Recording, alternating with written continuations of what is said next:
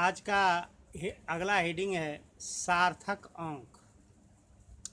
किसी भौतिक राशि के शुद्ध मापन को व्यक्त करने के लिए जिन अंकों का प्रयोग किया जाता है उन अंकों को सार्थक अंक कहते हैं। ध्यान देंगे, भौतिक राशि के शुद्ध मापन को व्यक्त करने के लिए जिन अंकों का प्रयोग किया जाता है उन अंकों को हम सार्थक अंक कहते हैं।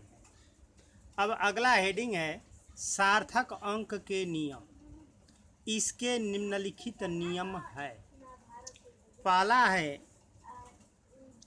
सभी अशून्य अंक। अशून्य अंक के मतलब हुआ जो शून्य न हो, अशून्य अंक। सभी अशून्य अंक सार्थक अंक होते हैं। जैसे 1, 2, 3, 7, 8, 12,378 में 1, 2, 3, 4, 5 5 सार्थक अंक हैं।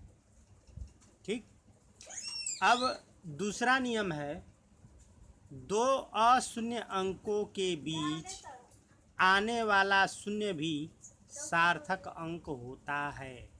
दो अशून्य अंकों के बीच वाला शून्य जैसे 3 और 4, इनके बीच जितने भी शून्य होंगे उनकी गणना सार्थक अंकों में होगी। 1, 2, 3, 4, 5, 6, 7, यानी इसमें कुल 7 सार्थक अंक है। तीसरा नियम है दशमलव बिंदु वाली किसी भी संख्या में अशून्य अंक के दाईं ओर आने वाले शून्य सार्थक अंक होते हैं। जैसे ये दशमलव बिंदु वाली संख्या है, इसमें अशून्य अंक के दाईं ओर वाले जितने भी शून्य होंगे वो सार्थक अंक होते हैं। तो इसमें कुल सार्थक अंक हो गए 1, 2, 3, 4, 5, 6। अब चौथा नियम देखेंगे दशमलव संख्या में यदि दशमलव बिंदु के बाईं ओर कोई अशून्य अंक नहीं है तो दशमलव बिंदु के बाद आने वाले अशून्य अंक के बीच के शून्य सार्थक अंक नहीं होते हैं। जैसे यहाँ पर देखेंगे ये लिखा है ना कि दशमलव बिंदु के बाईं ओर कोई अशून्य अंक नहीं है। जैसे दशमलव बिंदु के बाईं ओर ये कोई अशून्य अंक नहीं है तो दशमलव बिंदु के बाद आने वाले अशून्य अंक के बीच ये अशून्य अंक है।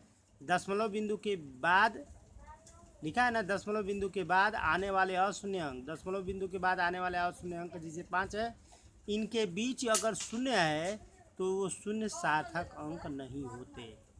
जैसे इसमें सार्थक अंकों की संख्या होगी, ये तो होगी ही नहीं, 1, 2, 3, यानी इसमें 3 सार्थक अंक है।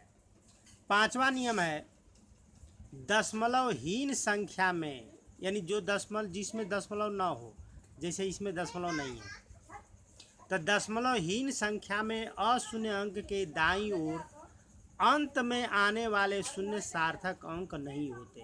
जैसे ये अंत में आने वाले शून्य सार्थक अंक नहीं होते तो इसमें 1, 2, 3, 4, 5 सार्थक अंक होंगे।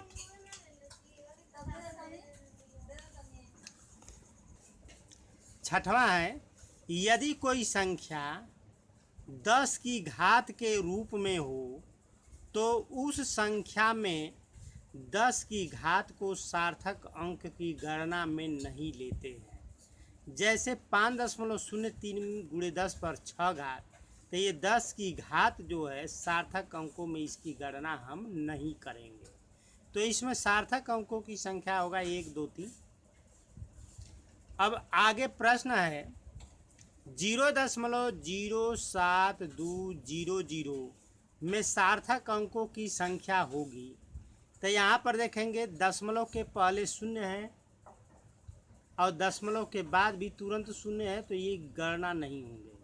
7, 2, इसके बाद जो अंत में जो शून्य है तो ये गणना होंगे।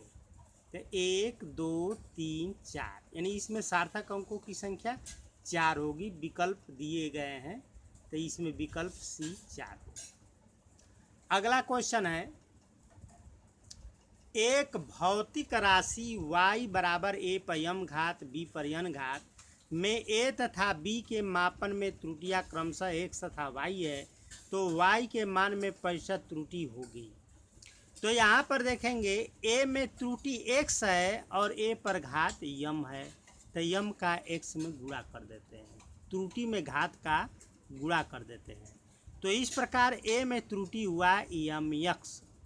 इसी प्रकार देखें b में दिया है त्रुटि y है और b पर कितनी घात है, n है, तो ये घात का त्रुटि में गुणा कर देते हैं, तो b में त्रुटि हुआ ny। तो a में त्रुटि mx और b में त्रुटि ny। इस प्रकार y में कुल त्रुटि mx प्लस ny, विकल्प ए। अब अगला क्वेश्चन है, लास्ट क्वेश्चन, कोई भौतिक राशि a बराबर p स्क्वायर बटा में q यानी p पर 2 घात q पर 3 घात है। इसमें p तथा q के मान में त्रुटियां क्रमशः x तथा y है, तो a के परिकलन में अधिकतम त्रुटि होगी। अब अधिकतम त्रुटि बताना है, विकल्प ये चारों विकल्प दिए गए हैं।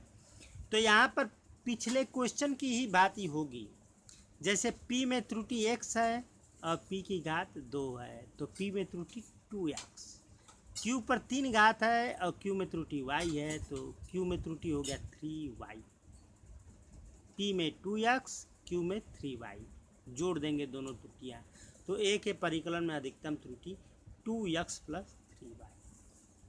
कुछ लोगों का मानना ये है कि ये बटा में है तो घटेगा, नहीं, ऐसा नहीं। त्रुटि के मतलब गलती, कुछ यहाँ गलती करते हैं, कुछ कहीं अधिक गलती कर देते हैं, तो वो सभी गलतियाँ जुटती जाती हैं, चाहे कोई अधिक त्रुटि हो चाहे कोई कम त्रुटि हो, सभी गलतियाँ जुटती जाती हैं। तो इस प्रकार a के परिकलन में अधिकतम त्रुटि 2x, 2 का x में गुणा होगा, और q में त्रुटि हुआ 3y, तो 2x प्लस 3y। इस प्रकार इसका आंसर होगा विकल्प डी 2x प्लस 3y।